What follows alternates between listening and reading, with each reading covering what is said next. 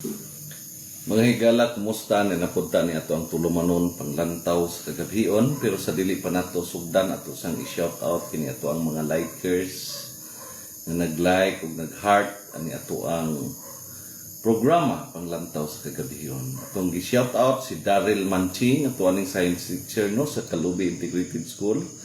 Atong higala diri sa San Miguel, Willie Dahirok, Kuya Taylor Miriam Tan o Kuya Kim Tan, Ma'am Ruina Sulo Bantungan, Ma'am Amites Joy Maghilom Costaniera, Marilu P. Faustino, Revelen Pabli Lagata, Ate Mary Seal Bailon, itong igagaw diya sa Mulavi, Zamboanga del Sur, si No Fuentes Tabares, Estrella Palir Bacar, Juliet Pakilit, Ginaline J. Martinez, o si Guapong Mabulay.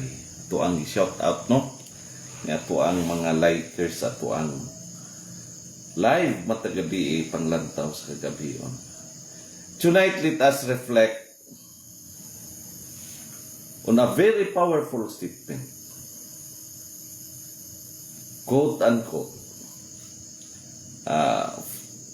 No amount of excellence in academic will bring you up if you don't have good manners.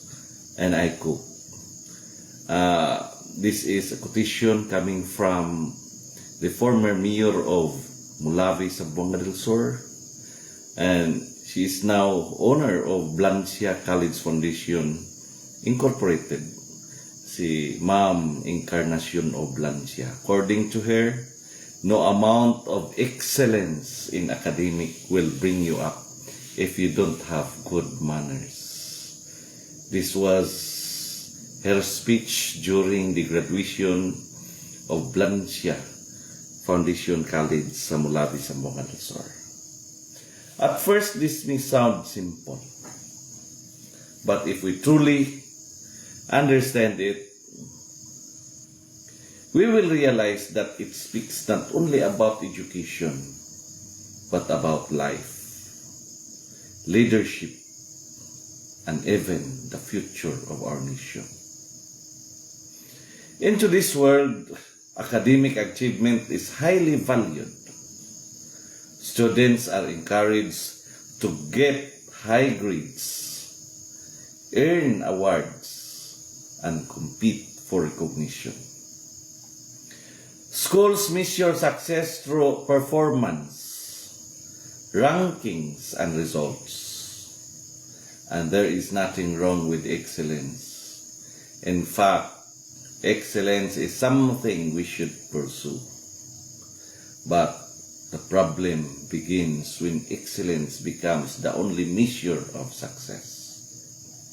Because knowledge without character can become dangerous. Unsaon man nang taas kaayo kag grado kung ubos pod ang imong batasan. Let us be honest. There are people who are very intelligent, very skilled, very capable, and yet struggle in life. Why? Because success is not sustained by intelligence alone. It is sustained by attitude, respect, humility, and discipline. A person may know many things, but if they do not know how to treat others properly, their knowledge becomes limited in its impact. The Bible reminds us in 1 Corinthians chapter 8 verse 1, knowledge puffs up while love builds up. This means knowledge alone can make a person proud, but love expressed through good manners and respect builds relationship. And relationships are the foundation of success in life. In the workplace, we often see this reality. There are employees who are highly competent but difficult to work with. They may have excellent ideas, but their attitude creates tension. On the other hand, there are individuals who may not be the most outstanding academically, but they are respectful, cooperative, and dependable. And often, these are the people who are trusted, promoted, and valued. Kaysa tinuod lang, dili lang kaalam ang kinahanglan sa trabaho. Kinahanglan pod ang maayong pamatasan. Good manners reflect something deeper.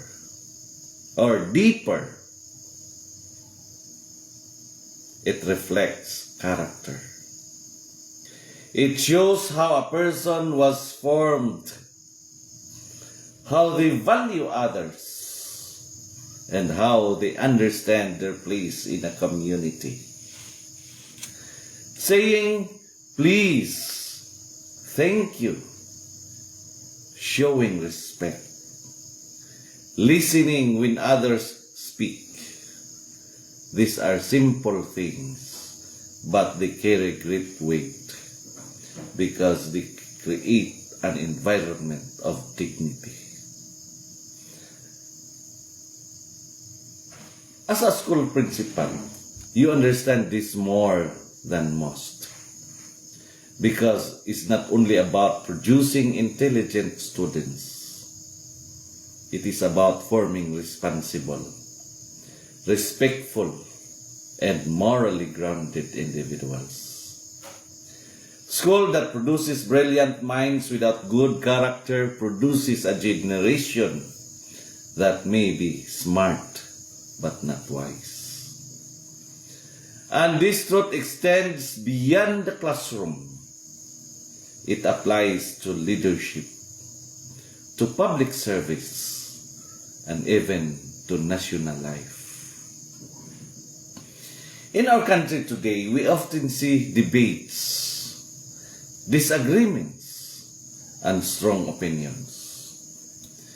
These are part of a democratic society. But what is sometimes missing is respect. Conversations become harsh. Words become careless. And instead of building understanding, people tear each other down.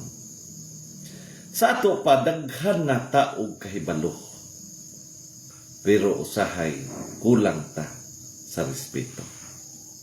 This is where good manners become essential. Not as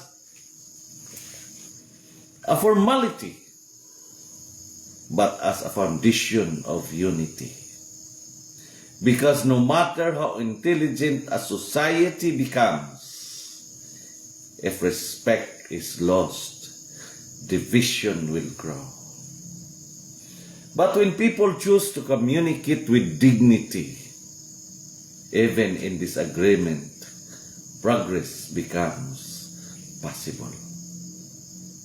Proverbs chapter 15 verse 1 reminds us, a gentle answer turns away wrath, but a harsh word stirs up anger. This is not just about personal relationships. It is also about how we engage as a community. Words matter. Attitude matters. Respect matters. Let us also remember that manners are not a sign of weakness. They are a sign of strength. It takes strength to remain respectful when others are not.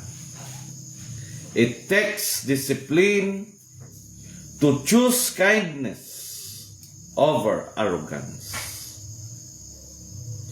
It takes maturity to listen instead of reacting immediately. And for our students, this is a lesson that must be emphasized. Grades can open doors, but character determines how long you stay inside. Skills can create opportunities, but attitude determines how far you will go. Intelligence may bring you to the top, but without humility, it can also bring you down. Ang maayong pamatasan mao ang pundasyon sa tinuod nga kalampusan. My dear friends, tonight I want to leave you with this message. Do not pursue excellence alone. Pursue character. Do not measure success only by achievements. Measure it by how you treat people. Do not focus only on knowledge. Focus also on wisdom. Because in the end, people may forget your grades, your awards, and your achievements. But they will never forget how you made them feel. And this is where true success begins.